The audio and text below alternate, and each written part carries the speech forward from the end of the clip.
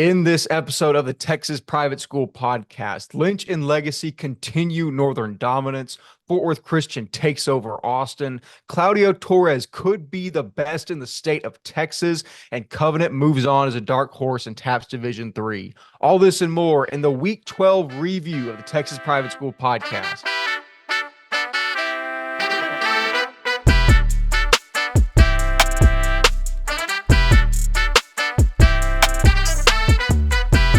Hello and welcome back to another episode of the Texas Private School Podcast. As always, I am one half of your hosting crew, Wes Tolleson, joining you from Dallas, Texas. Walker Lott phones in down south from College Station, Texas. I don't have a rumor to spread about Ryan Schroeder this week. Ryan is diligently filming for the Oklahoma City Thunder, so I guess we take second seat to an NBA organization.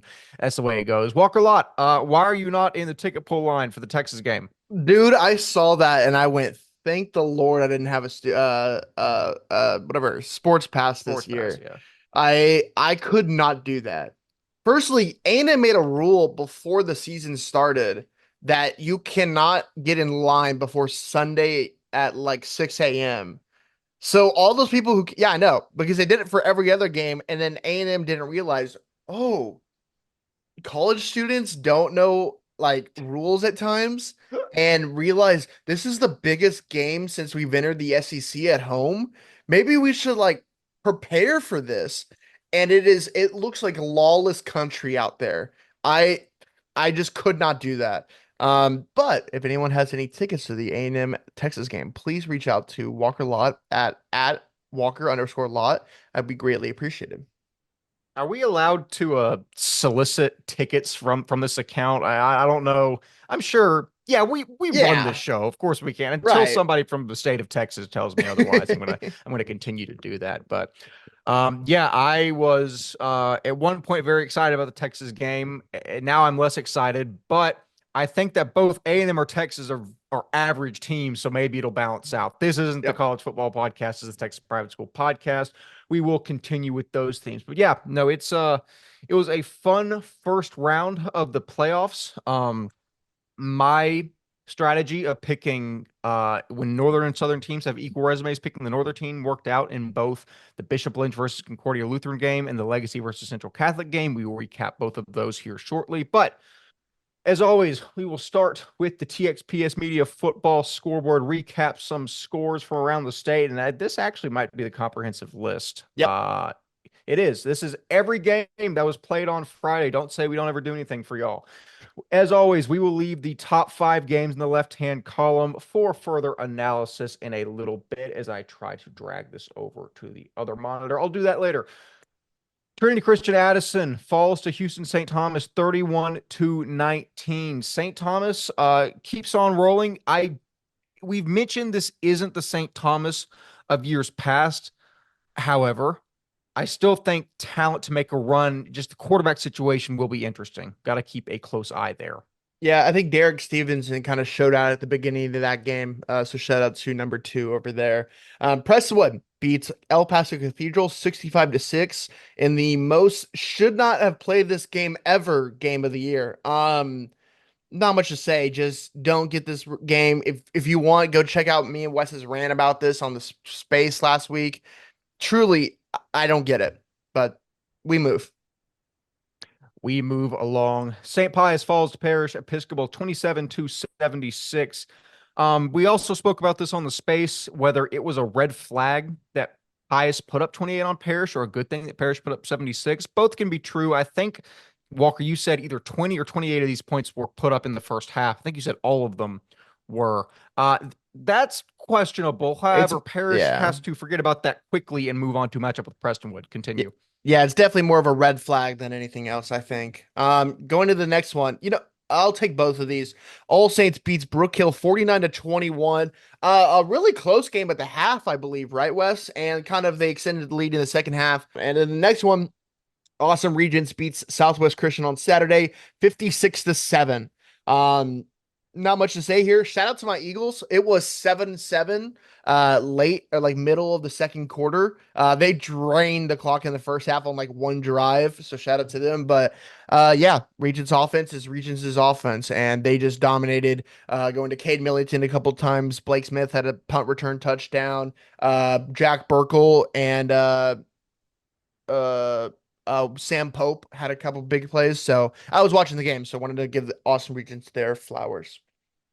Absolutely. Speaking of games that we both watched, Midland Christian narrowly escapes Grace 34-29 to extend the all-time series to 6-1.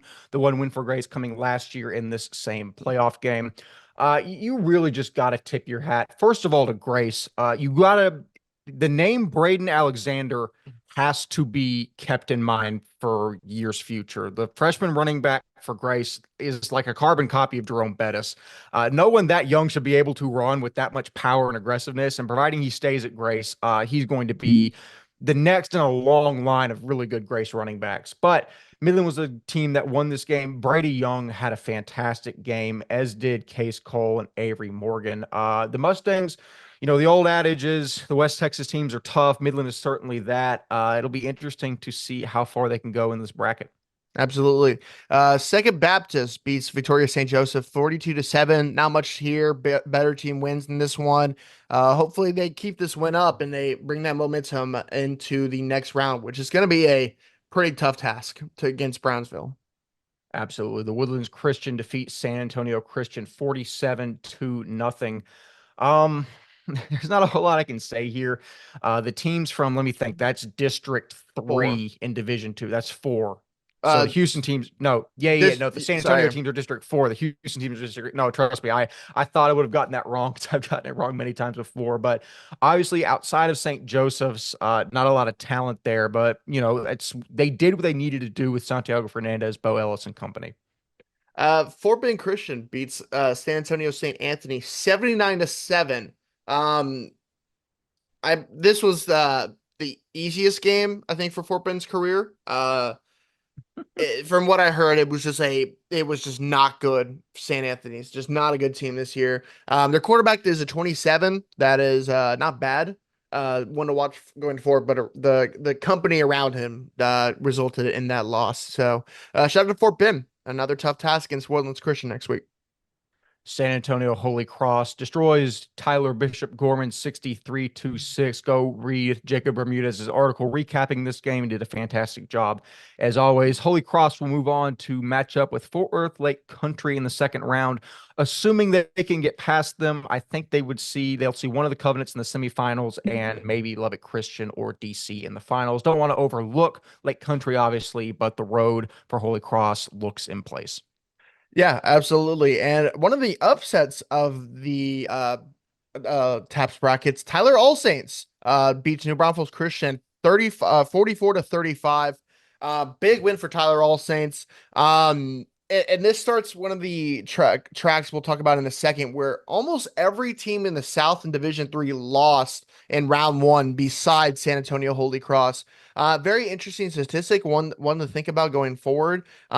You saw the dominance of Holy Cross in this district all season, and it makes sense why the results were these ways in all these games. But kind of sad. New Braunfels loses round one after a great season, going, what is it, 9-1. But what Coach Bronkhorst has done for that program has been awesome, man. And they're only going to be going up from here. So shout out to Coach Bronkhorst and the guys over there at New Braunfels. Also got to shout out the guy from All Saints that chirped us. I never expected that we would get chirped by Tyler All Saints in the year of 2024, but you got to do it. If I say that you're going to lose, Walker, what are you cheering for? Okay, you might not care, but it's funny. So the Dallas Wings just got the number one pick in the 2025 WNBA draft, which means Paige Buckets will be coming to Dallas. I will be tuning into some Dallas Wings games, man. That is unreal. Me and my friends said if we get Paige, we're gonna put some meat on the grill tonight. I will have a steak ready to watch the celebration of Paige Buckets coming to Dallas. What cut of steak is the question? Ooh, probably a ribeye. I think I have a Yes. ribeye just for this moment. So good times. That is the correct answer. Moving on, Pantego Christian beats Bernie Geneva 47-24. A great win for Pantego, one that I did not forecast and picked wrong. However, their reward for that is a quarterfinal matchup with Dallas Christian. We will see how that turns out. I would assume DC gets past Pantego, but I actually don't know if crazier things have happened, but we will see. Yeah, absolutely. Covenant Christian beats Shirts John Paul 62-0. Not much to say here. Big win for Covenant. They match up with the other Covenant school in round 2. Mercy Culture Prep beats Conroe Covenant 43-0. I think this can be best summed up by the tweet from Coach Riley, the Deion Sanders GIF, "Do you believe now?" We will see. Mercy Culture will have a tough road past this, but a gigantic win. And I think that proves even in Division 4, the North is probably more talented than the South. Lake Country beats Dallas Chilton 49-21. One of the better teams always in Division 3. Gets a big win in round 1, and I believe they play who do they play in round 2? Oh, San Antonio Holy Cross in round 2. So it's gonna be an interesting task for Holy Cross. Pretty good team with Timmy Wright over there. And finally, Shiner St. Paul best Temple Christian 48-7. Not the Shiner St. Paul of old, the four-time defending state champions from a few years back, but they will move on to play one of the favorites in the division in Brazos Christian, whom they have already lost to this season. That will make for an interesting quarterfinal matchup. That being said, that concludes our analysis of the scoreboard. That was every game that was played this past weekend.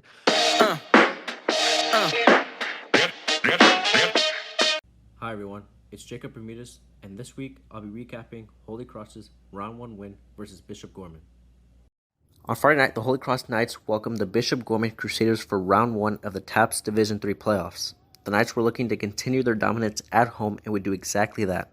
First, it was senior running back Luis Lopez that scored on a 20-yard run.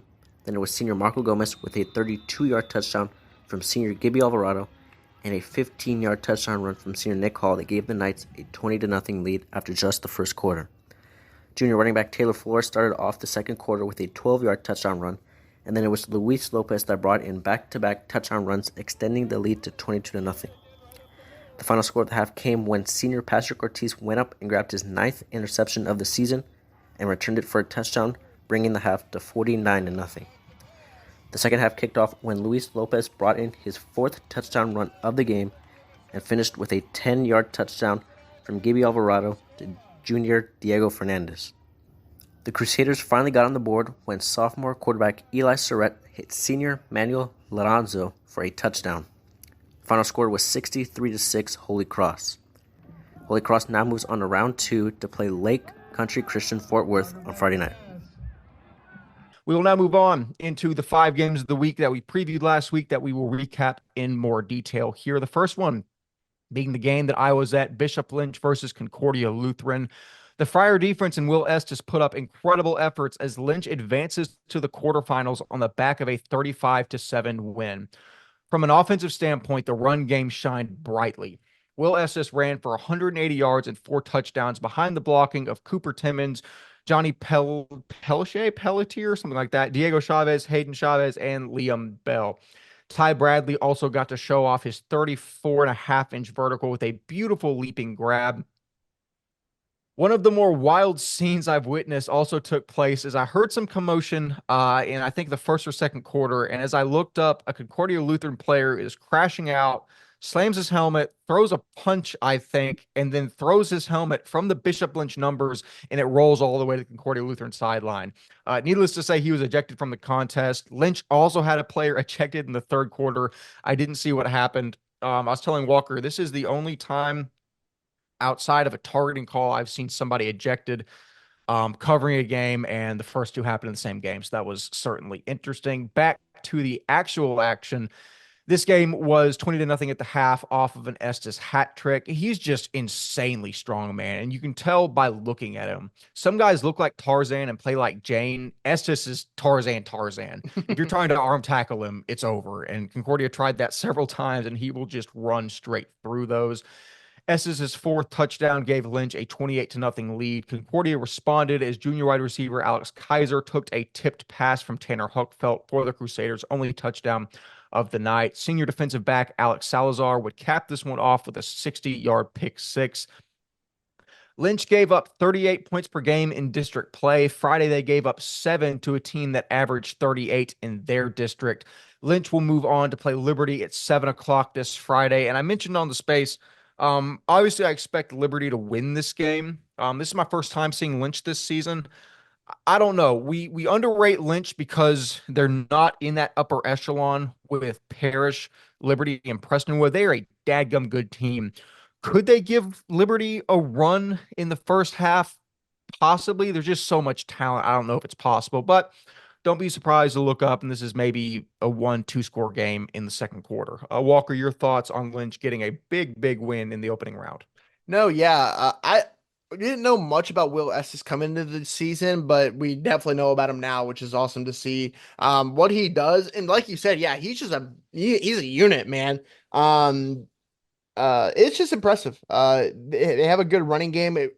He reminds me of a bigger Isaiah Schmecki. Remember him back in the day from Yes. here? When you have a good run game, they've always had a good run game, to be honest, there at Lynch, with him, Godswill, Isaiah. Uh, when they have the ability to run the ball and also have weapons like Ishmael and the other outside Ty receiver, Ty Bradley. Bradley. So when they have that, they have an offense to really be dangerous. It's going to be interesting next week against Liberty. It's at Liberty at 7 p.m. on Friday, so that's going to be interesting to see if they can go into their home and win. But yeah, a good season nonetheless for Bishop Lynch, being the one of the top teams in D1 minus the 3 teams in the very top, which I mean is probably one of their best seasons since winning the title back in the day with Raleigh Williams and company. So shout out to them. I guess the Isaiah Schmecki that year when they made the semis, remember, because they beat Houston St. Thomas, I think, that game. So maybe like 2-3 years ago. But overall, really good season so far for Bishop Lynch. Definitely so. You'll hope to continue that this Friday against Liberty Christian. Moving on to another D1 North-South matchup, Legacy Christian versus Central Catholic. The Eagles continue their dominance on the ground, rushing for 373 yards en route to a 42-28 victory over Central Catholic. Quarterback Luke Lawrence rushed it 18 times for 150 yards and a touchdown, while also throwing for 131 and another score, as senior running back Garrett Sims got 131 on the ground and a score, and junior Sam Jones had an 81-yard rushing score as well as another punch-in. Junior Jackson Ladd and senior Rhett Glenn both caught touchdowns or one of them was from Lawrence, as Ladd's appears to come off of some sort of trickery as sophomore wide receiver Jaden Holland threw a 44-yard touchdown. As far as I'm aware, quarterbacks don't wear number 87, so I think that was a receiver throwing a touchdown on a trick play. Jackson Ladd and Bubba Barnes both recorded 3 tackles for loss, as Sam Jones and Noah Bratcher recorded 2. Bratcher also had 1.5 sacks. Chase Lorazzo comes up with an interception, and Ryan's boy Jack Drygas went 6 for 6 on point after touchdown. So Walker, yet again, as I mentioned, my strategy going into this game was I'm picking Northern teams in Division One. I'm not trying to get cute with this. Central Catholic is a great team, and their secondary is very talented, but Legacy just had their way on the ground. It seems they've really leaned on this. Lawrence seems to be a capable runner in replacement of Ian Pulte. Again, another one of these District 1, Division 1, or Division 1, District 1 teams that aren't in the upper echelon, but are very solid and would be, a title contender if not for the likes of Parrish, Liberty, and Prestonwood. Your thoughts on Legacy Christian moving on? Yeah, no, that's a good win for Legacy, man. And I think they will give Antonian Prep a battle next round. I think that's going to be a really solid game there in San Antonio. They get to go drive back to San Antonio again next week. They play at Antonian on Saturday at 2, I believe. I might be there, TBD. But yeah, big win for them. I talked a lot about how Avin Houston, the corner, for Central Catholic is one of the best corners this year. And it took Rhett Glenn to have a one-handed like toe touch catch in the end zone for him to finally be scored on it, man. So shout out to Rhett Glenn. Shout out to League Lawrence for coming in as I think sophomore, 27. Yeah, as a sophomore. It's very impressive for him. They have a good team, man, and I think they'll give them a battle in the next round against Antonio.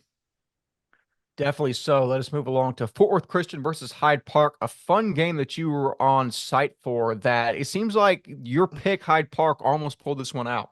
Yeah, man. Fort Worth Christian drove down to Austin to play Hyde Park and made the drive back with the win, 31-19. At the kind of the beginning, the first half, it was kind of a turnover fest on both sides. It not more defense really played well. You know, Fort Worth Christian's defense is one of the best in TAPS.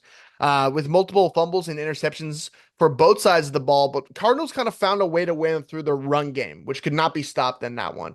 Case and Andy in the 26 back and 25 running back is Tion Harris. Both dominated with Andy scoring once and Harris twice. Landon Gigliotta, the 26 quarterback, slowly got going in the late third with a dime to Aiden Abercrombie and a great ball to Grant Golly to extend the lead and ice the game late in the late fourth. You combine that with a Caleb Young game-ending pick, the Cardinals just found a way to win. This was a back and forth game.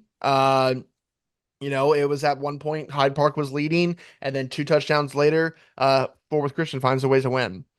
For Hyde Park, sophomore Crawford Moffitt looked like one of the top gunslingers in 27 in TXPS, and he'll be rivaled by Houston Shaw, who will be one of the top athletes in 27 in TXPS. JD Richards also looked very impressive, doing everything for the Panthers, including catching touchdowns on offense and an interception on defense. Overall, a really good one. It was fun to be there. That was my first time ever being at Hyde Park, and any of us being at Hyde Park. And I really want to shout out that school because it was a great environment down there in Austin. Some of the best game day music, and Mr. Lee, who does the announcing, and all the music for them. I wanted to shout him out because he showed me all of the they have a stream deck, Wes, that has like stuff for third downs, fourth downs, for different plays of the game. And it kind of feels like it's like in a college environment. Like it's like they play music like you would have in Kyle and stuff like that. So it felt like you were in a college environment at a high school. So that was just really cool. So I wanted to shout them out for doing a really good environment. Even have I'm gonna have to be back there next season for a game because they have also they kind of rival All Saints, man, with their own competition grade smoker that they have out there that they smoked the whole night before. So gonna have to be back to go try out the barbecue they have down there in Austin. But hey, great time in Austin. Great people. A lot of people really, really appreciative of us. So I want to appreciate that gratitude back to them. But yeah, Fort Worth Christian with a rough year so far, but I wanted to shout out the coaching on the defensive side of the ball.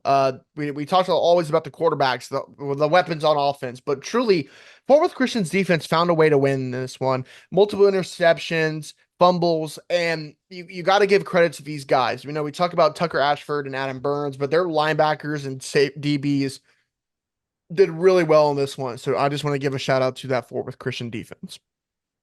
Definitely so. And my macro takeaway from this and also the Grace Midland game is that maybe District 2 is a little better than we thought they were. This, in my mind, are two teams that are kind of in equal standing in their district. Fort Worth Christian went 3-2. Hyde Park went 4-2. I honestly expected Fort Worth Christian to win this game, maybe it not being even close in the fourth quarter, but it's 31-19. It's a 12-point game. That's even probably a little closer than the score indicates. You got to tip your cap to teams like Hyde Park and Grace from District 2 coming out and competing that way. Absolutely. And this was it could have been a whole different thing. It was 4th and 9 with a 1-score game. And that pass to Grant Golly was on 4th and 9 from like the 10-yard line, maybe at 15.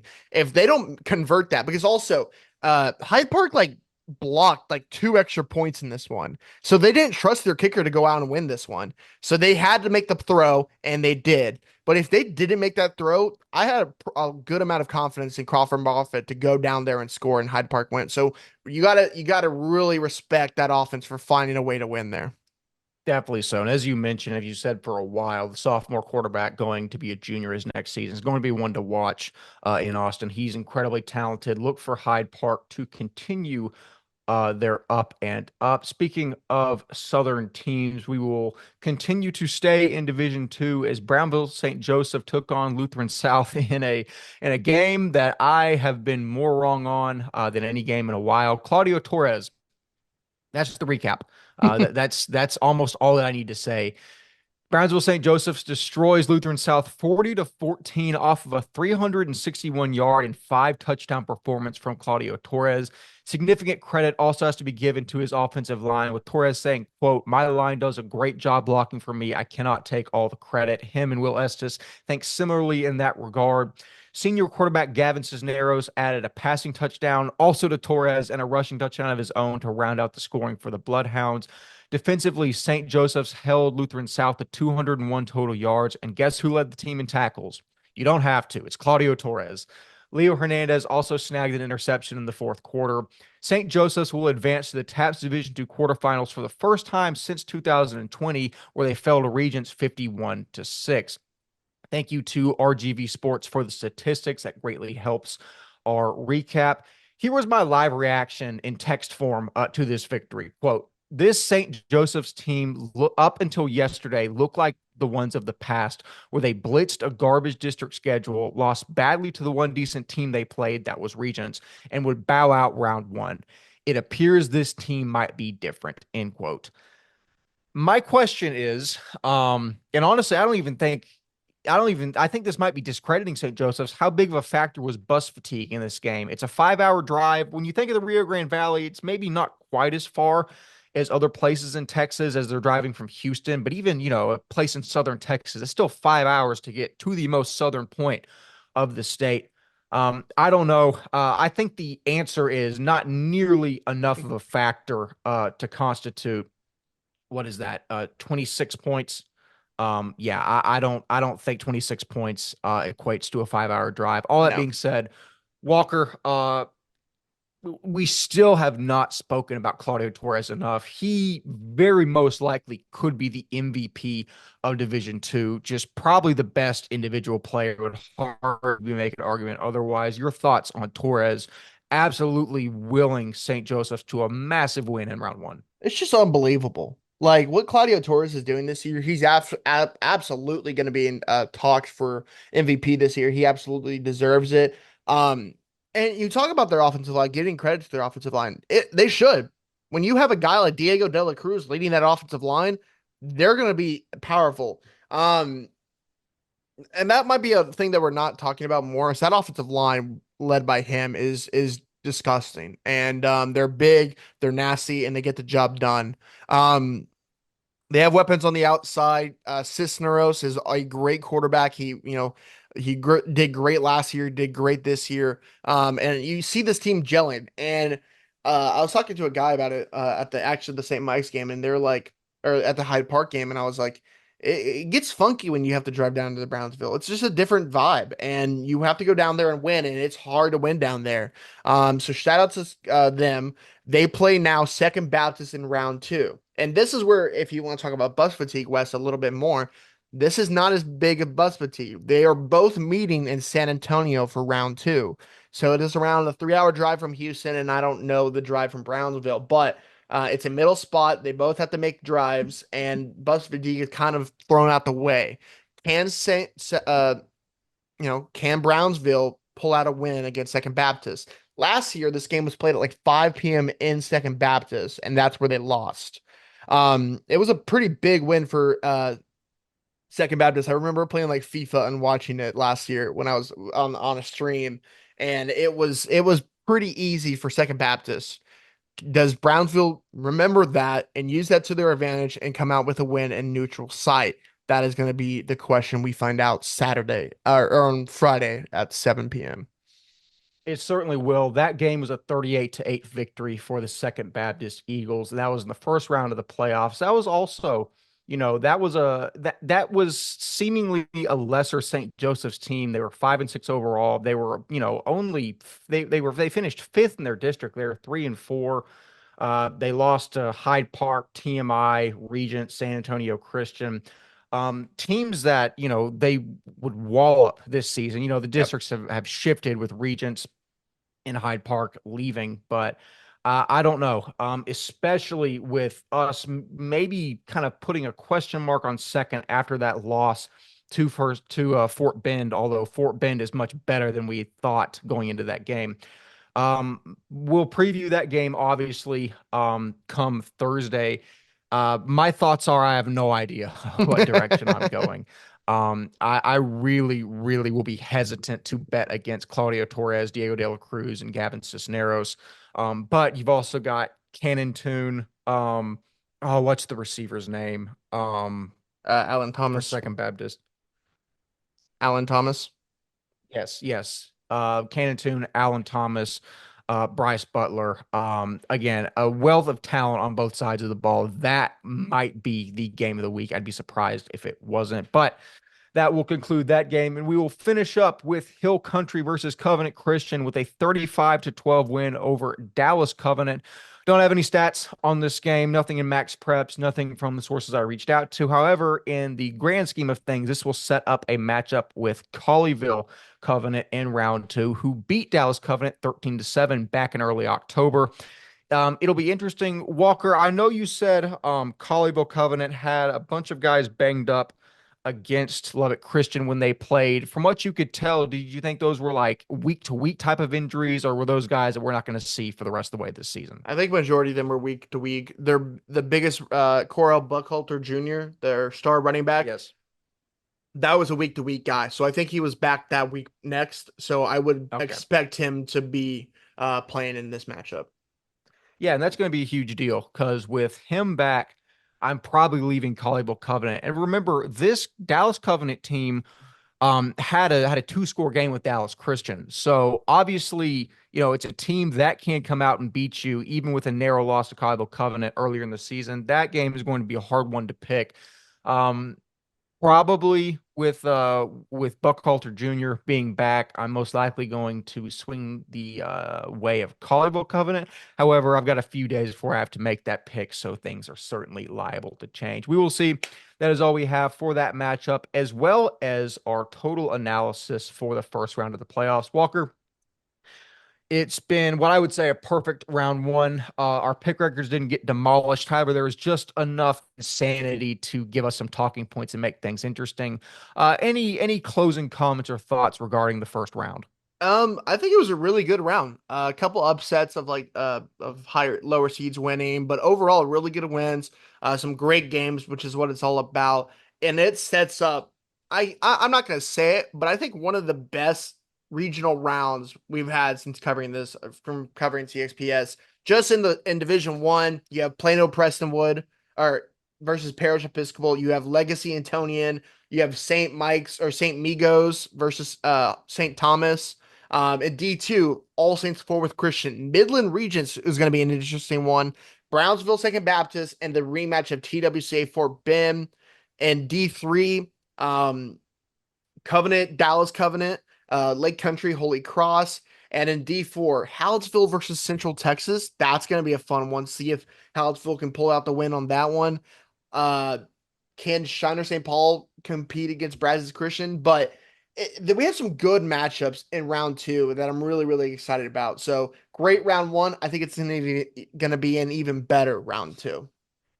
I completely agree with that. Obviously, round one, there's going to be some spots where you're like, okay, it's El Paso Cathedral versus Prestonwood Christian. You don't have to think twice about picking that game. Once, obviously, and I'm not telling anyone something they don't know, but as we get deeper into the playoffs, we're going to be forced with a lot more matchups. And it's like, I really don't know how I'm going to pick this game, but we will end up picking all of the games regardless.